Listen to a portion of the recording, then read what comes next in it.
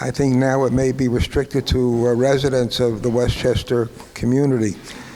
In any event, that was a big treat because they had a brook you could jump across. Of course, that's what the Tibbetts Brook was, and they had a swimming pool. And that was the only time I can remember my mother swimming. But you forgot the important thing about going to Tibbetts Brook from the Bronx. We didn't have a car at that time. So in order to get there, you had to take 3 trolley cars and then transfer to a bus. So you what did you say? Best day ever for you. And this may explain my interest in public transportation.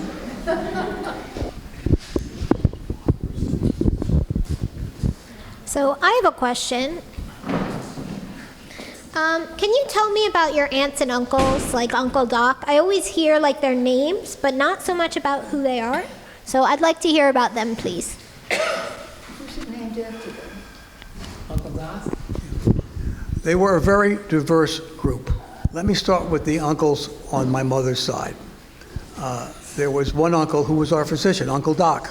His name was really Sam, but we all called him Uncle Doc for obvious reasons. And he had a habit of coming to visit us every Shabbos afternoon. I think it's because his wife was very talkative, and he wanted a little peace and quiet, so he'd come to our house and talk to my father.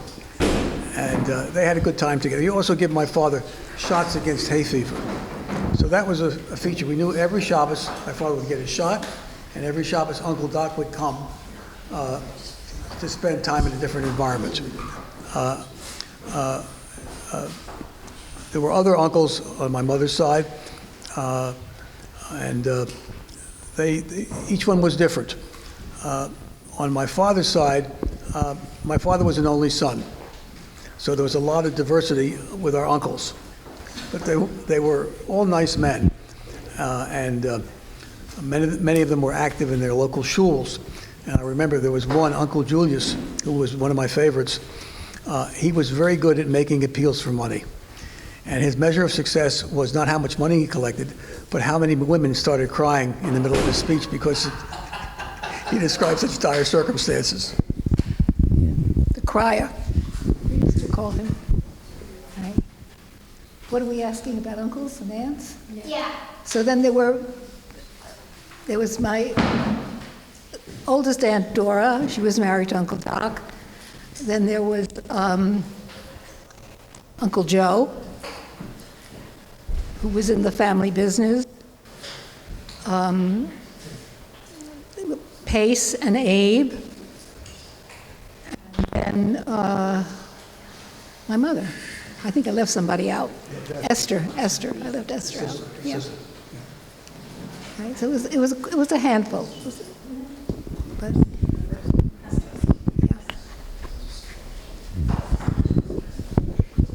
What was good about a lot of it was that most of our family lived within walking distance of each other on Shabbos eventually. They moved to the West Bronx from the East Bronx. That was on my father's side. And my mother's brothers, one brother, 2 brothers, lived very close to us. So we were able to be close to our cousins on Shabbos, which was very nice. My Aunt Esther and Uncle Mitchell, who lived only less than a block away, had 2 sons, Arthur and Mark.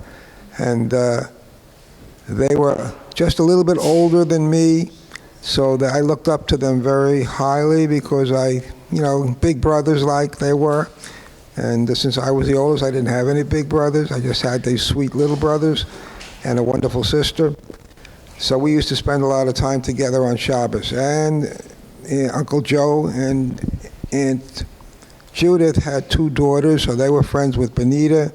And when Uncle Julius and the Cohn family moved over to nearby, we had them on Shabbos also. So we had a lot of close-knit family close by to where we were living, which was really nice, and gave us a chance to grow up together and know each other pretty well at that time.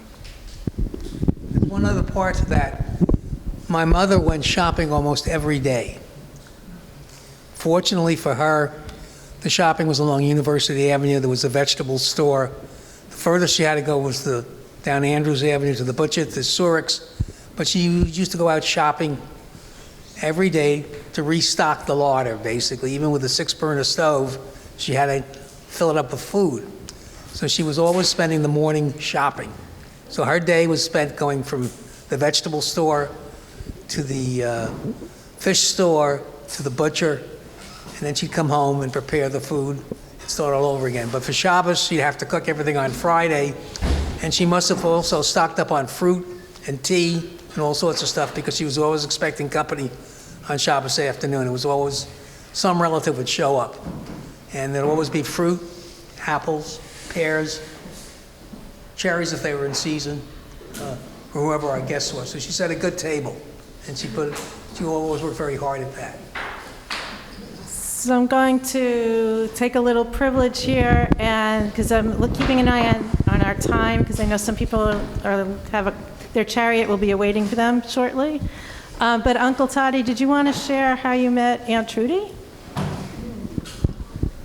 I think it would be interesting, maybe for all of you, to hear how each of us met our spouses. So you can maybe identify with that a little better. How I met Aunt Trudy, Oliver Shalom. In 1953, a few years ago, I had just graduated college in July because I had to take an extra course to finish up. The Korean War was going on at that time, and I was in ROTC, and I got commissioned as a second lieutenant in the Air Force when I graduated college. I expected to go into the service immediately, so I was preparing myself. I thought I would be going right after the summer. Turns out, fortunately, the Korean War ended, and all the people who were supposed to be called in were held up. They were stopped our inductions. So I needed something to do. Before the war ended, I needed something to do for the summer until I was going to go into the service. Because nobody would give you a job if you hadn't been in the service, because they knew you'd only be a short-termer. So I saw an ad in the paper, and it said, Camp something Monroe was looking for a counselor for August, $75. So I said, wow, that looks like a perfect fit. So I sent in an application. They called me up, they hired me, and I went away to Camp Monroe to spend that summer. That was in August. The war ended during the summer, or just after the summer. Meanwhile, the first day I was at that camp, I saw Aunt Trudy, and I was extremely taken by her. We didn't really talk to each other too much, and I kept saying to the head counselor, where's my contract? I want my contract, because they always... So finally, after the third or fourth day, he brought me a contract, and instead of $75, the contract said $65. So I said, Mo Krieger, that was the name of the head counselor. I said, I was hired for $75. He said, well, they told me $65. I said, I'll tell you what, I'm going home because I don't want to be beat out of my $10, and I was going to leave the camp. He said, wait, don't be in a rush, because maybe we can do something. Let me go talk to Rabbi Porter, who was the owner of the camp. So he comes back a few days later, or minutes later, an hour later, 2, or whatever it was. He said, I got you the $10. I said, okay, I'll stay. So I did stay. And then I got closer to Trudy, and we got to know each other a little bit better during the next 3 or 4 weeks. And then the summer ended, and we came back to New York, and I started dating her. So after a while, we got to be an item, you could say, and I fell in love with her almost immediately anyhow. And after a while, it was predetermined that we were going to be engaged and married. Unfortunately, my father, Oliver Shalom, passed away during that year, and so we had to postpone the wedding for a little while.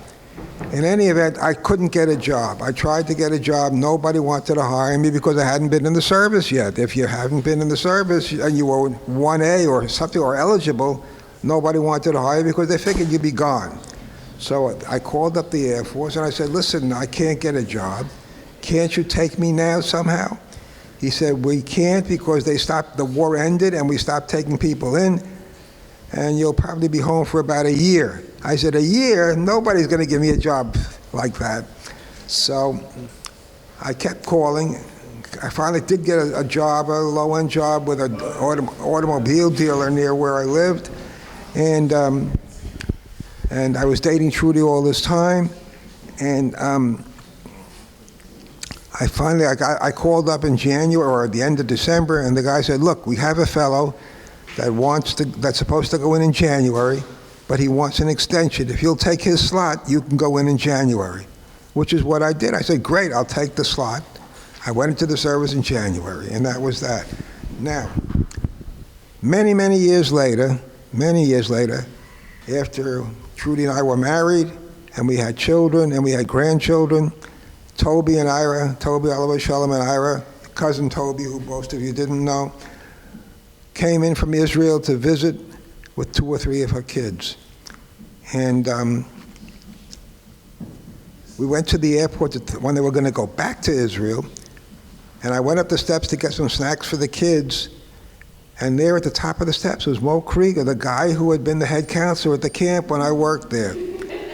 And I said, Mo, you don't remember me, I'm sure, but I'll tell you a quick story.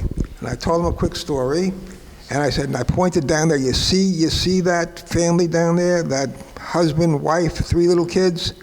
I said, I want you to know that's all because you got me the $10.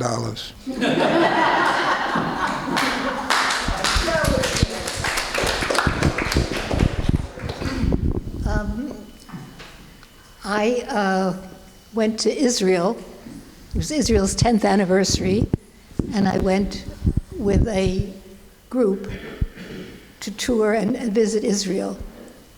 And when I was there, we went to Maron, which is a place where there's a holy rabbi buried. And if you went to his tomb, there was a rabbi there who would make a bracha for you. So I asked the guy to make a bracha for my father in memory. My father had died the year before, and he made the wrong bracha. So in my bad Hebrew, I got him to understand what I wanted him to do, so he did it, and then extra, he threw in an extra bracha that I should get married. So I came home, and I had been in Israel for 6 or 7 weeks. I'd lost a lot of weight because the food was terrible on this trip.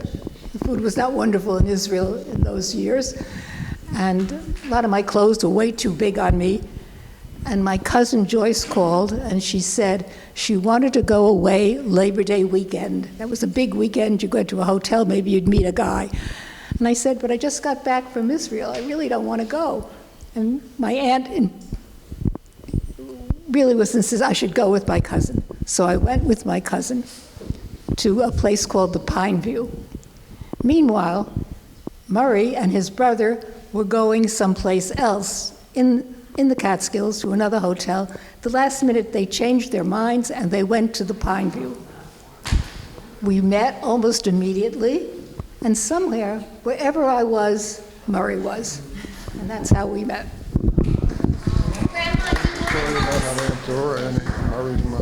Oh, right.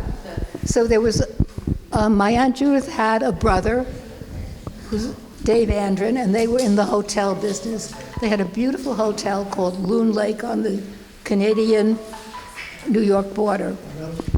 And for 2 weeks every summer, my Uncle Doc would go to Loon Lake, and he would be the doctor on call at the hotel. And while he was there, Dora met my future mother-in-law. And my aunt said to my future mother-in-law, oh, I have a wonderful niece, she'd be great for your son. And my mother-in-law said, my son would never travel from Brooklyn to the Bronx for a blind date.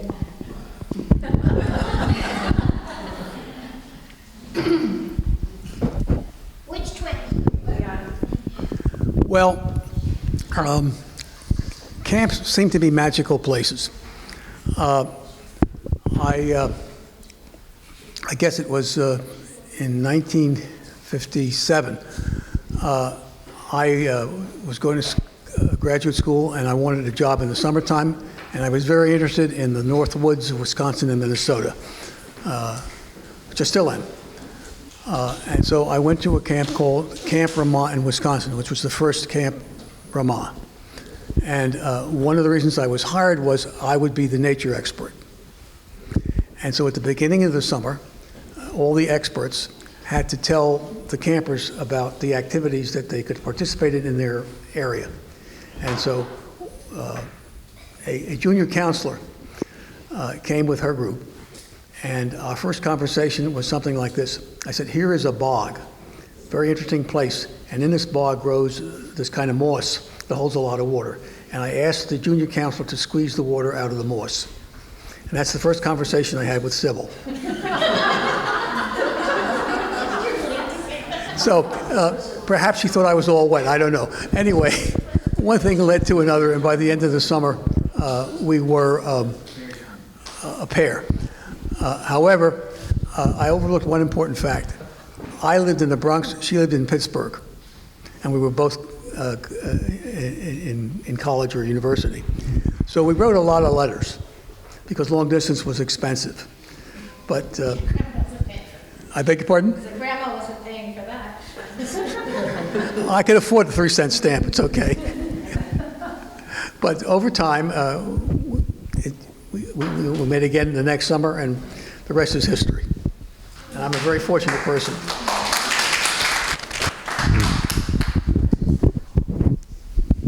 Well, I guess there's a lot to be said for blind dates.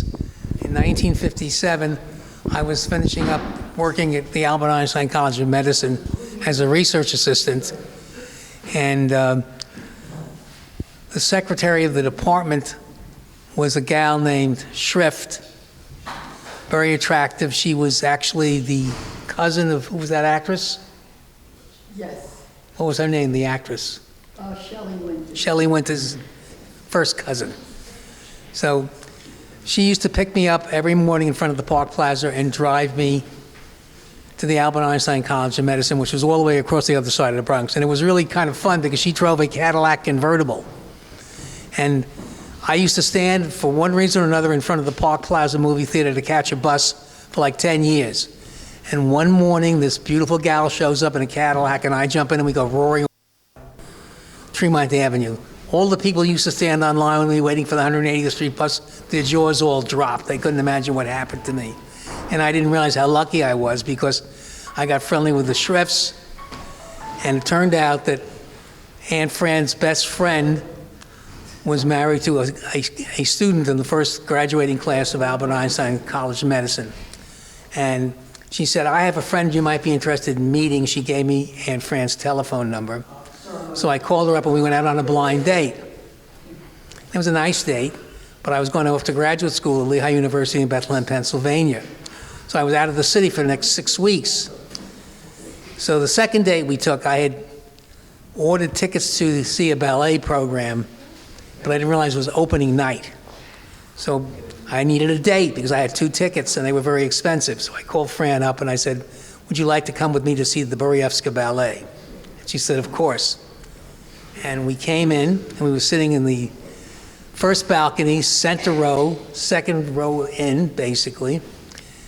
Fantastic seats. Everyone around us is dressed in tuxedos and fancy dresses, and I'm dressed in a sweater and a college boy outfit. But Fran was convinced that she'd struck gold. So she thought, like, I'm marrying rich.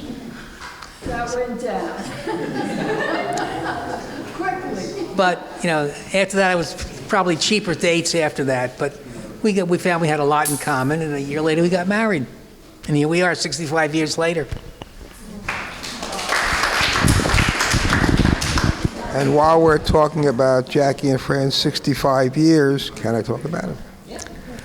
I want you, that this wedding took place at the Hebrew Institute of University Heights, which was the shul that we all grew up in around the corner from our house in the Bronx. It was one of the best weddings I ever went to, the most fun wedding, a very relaxed wedding. It was a beautiful wedding, and I always remember it so fondly because it was in our home shul with our home rabbi, and it was very family-oriented. We enjoyed it so much, and look at the result of that beautiful wedding. I just wanted to say that it is so wonderful to see all of you here. This has been going on for 60 years. Florence started it, and who knew it was going to continue the way it is? We are married 65 years to each other,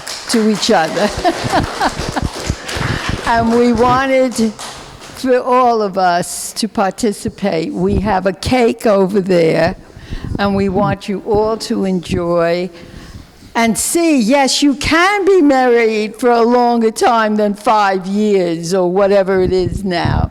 But it's been lovely having all of you, watching you all grow into beautiful, wonderful human beings. That's all Florence would have asked for. She was very, very excited about family, and we all keep talking about her. So she's with us today. Thank you for coming, all of you.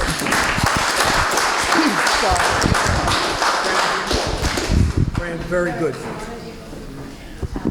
All right, Uncle Toddy, you get one last word, since you're the elder statesman here, and because some people have to, I think I have to go shortly, but we can continue to do this on Zoom also, and next year. Uncle Toddy. And I want to reiterate what Jack said earlier, thanking Karen and Don for setting everything up every year so beautifully, to make it so comfortable for all of us to be here together. And Charlie, thanks for taking the time to put up the videos. I don't remember seeing the second half of last year's, but I guess you'll get to it sometime.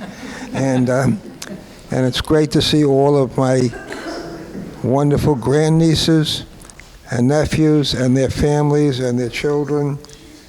And it's just, we should be able to do this for many, many years to come, please God, in good health.